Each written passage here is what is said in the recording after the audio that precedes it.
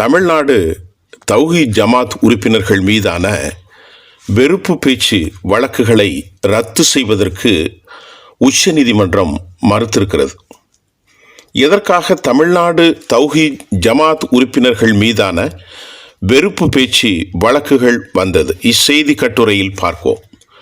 உச்ச நீதிமன்ற மற்றும் உயர்நீதிமன்ற நீதிபதிகள் உத்தரப்பிரதேச முதல்வர் யோகி ஆதித்யநாத் ஆகியோரை அவமதித்தும் நாடாளுமன்ற தாக்குதலின் முக்கிய குற்றவாளியான அப்சல் குருவை புகழ்ந்தும் பேசிய தமிழ்நாடு தௌஹீத் ஜமாத் உறுப்பினர்கள் இருவர் மீதான வெறுப்பு பேச்சு வழக்குகளை ரத்து செய்வதற்கு உச்ச நீதிமன்றம் மறுத்திருக்கிறது. உச்சநீதிமன்ற நீதிபதிகள் விக்ரம் நாத், சந்தீப் மேத்தா ஆகியோர் அமர்வு கடந்த 22ஆம் தேதி வழங்கிய தீர்ப்பில் இந்த 2 பேருக்கும் எதிராக தமிழ்நாடு மற்றும் கர்நாடகத்தில் பதிவு செய்யப்பட்ட 3 வழக்குகளை ஒன்றிணைத்தும் உத்தரவிட்டிருக்கிறது.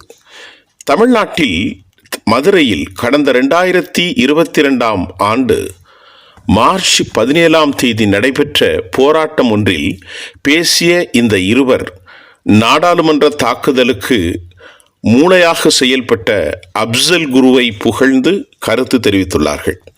மேலும் ராம ஜென்ம பூமி வழக்கில் உச்சநீதிமன்றத்தினுடைய தீர்ப்பு, ஹிஜாப் தொடர்பான வழக்கில் கர்நாடக உயர்நீதிமன்ற தீர்ப்பு, கிறிஸ்தவர்களின் பண்டிகை, உடலில் சாம்பலை பூசிக்கொள்ளும் இந்துக்களின் வழக்கம் உள்ளிட்ட பல்வேறு விடயங்களில் சர்ச்சைக்குரிய அவதூறு கருத்துக்களை அவர்கள் பேசியுள்ளார்கள். இதையடுத்த மதுரை தல்லாக்குளம் காவல் நிலையத்தில் இருவருக்கும் எதிராக வெறுப்பு பேச்சில் ஈடுபட்டு 2 சமூகத்தினருக்கு இடையே வன்முறையை தூண்டியதாக மார்ச் 18ஆம் தேதி வழக்கு பதிவு செய்யப்பட்டது. இதே விவகாரத்தில் தஞ்சாவூரில் அதே நாளிலும் கர்நாடகத்தில் மறு நாளிலும் மேலும் 2 வழக்குகள் பதிவு செய்யப்பட்டன. தமிழ்நாட்டில் பதிவு செய்யப்பட்ட 2 வழக்குகளை ஒன்றிணைக்க கோரியும் கர்நாடகத்தில் பதிவு செய்யப்பட்ட வழக்கை ரத்து செய்ய கோரியும் உச்சநீதிமன்றத்தில் தமிழ்நாடு தௌஹீத் ஜமாத் உறுப்பினர்கள் மனு தாக்கல் செய்திருந்தார்கள்.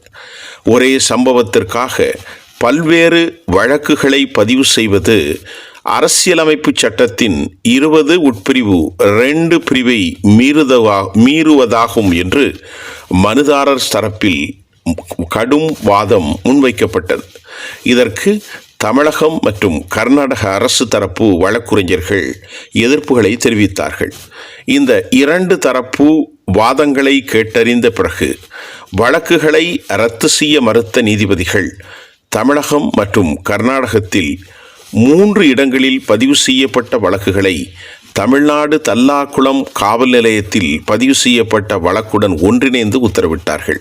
அதே நேரம் மனுதாரர்களின் கருத்து கடும் ஆட்சேபனைக்கு உரியது என்றும் நீதிபதிகள் குறிப்பிட்டார்கள். தமிழ்நாடு தௌஹீத் ஜமாத் தமிழ்நாட்டில் மிக முக்கிய ஒரு அமைப்பாக செயல்பட்டு வருகிறது. இந்த அமைப்பினர் தங்கள் மத கருத்துக்களை மீறி பிற சமூகத்தின் சடங்குகளையும் மத கருத்துக்களையும் அவர்கள் மிக கடுமையான வார்த்தைகளால் விமர்சனம் செய்திருப்பது, அதாவது வெறுப்பை உமிழ்ந்திருப்பது, அது பிற சமூகங்களுக்கிடையான நல்லிணக்கத்தை பாதிக்கும் என்பதுதான் உச்ச நீதிமன்றத்தின் தீர்ப்பாக இருக்கிறது. இந்த சமீப காலமாக வட இந்திய அரசியலில் உத்தரப்பிரதேசம் மட்டுமல்லாமல் இந்தியாவின் ஆளும் அரசாங்கங்களின் அமைச்சரவை உறுப்பினர்களும் கூட இந்தியா சிறுபான்மை சமூகத்துக்கு எதிரே கடும் வார்த்தைகள் வெறுப்பை உமிழ்வதாக சர்வதேச அரங்கத்தில் இவர்களுக்கு எதிராக பதிவு செய்யப்பட்ட இந்த நிலையில் தமிழ்நாடு சிறுபான்மை முஸ்லிம்களின் ஒரு அமைப்பாக தங்களை காட்டிக்கொள்ளும் தௌஹீத் ஜமாத் அமைப்பு வரம்பு மீறி, அதாவது ஏனைய சமூக மக்களின் வழக்கங்களை, அவர்களுடைய மத கலாச்சாரங்களை, மத அனுஷ்டானங்களை பல நிலைகளில் அவர்கள் பேசியிருப்பதற்கு எதிராகவும் அப்சல் குரு போன்ற தீவிரவாதிகளை நாடாளுமன்றத்தை மார்ச் 17 2028 நடைபெற்ற போராட்டத்தில் அப்சல் குரு போன்றவர்களை புகழாரம் சூட்டியிருப்பது தற்போது அதற்கு வழக்கினை எடுத்த உச்சநீதிமன்றம் மனுதாரர்களின் கருத்து கடும் ஆட்சேபத்துக்குரியது என்றும் நீதிபதிகள் குறிப்பிட்டு அந்த வழக்கை வெறுப்பு பேச்சு வழக்குகளை ரத்து செய்ய மறுத்தது உச்சநீதிமன்றத்தின் பரபரப்பான ஒரு வழிகாட்டுதலாக அமைந்திருக்கிறது. ஆகவே மதத்தின் கலாச்சாரம் அனைத்து மதங்களையும் ஒருங்கிணைப்பு என்றெல்லாம் பேசி வரும் தௌஹீத் ஜமாத் அமைப்புக்கு இது பெரும் பின்னடைவை ஏனைய சமூக மக்களிடத்தில் ஏற்படுத்தும் என்பதே இச்செய்தியின் பார்வையாக இருக்கிறது.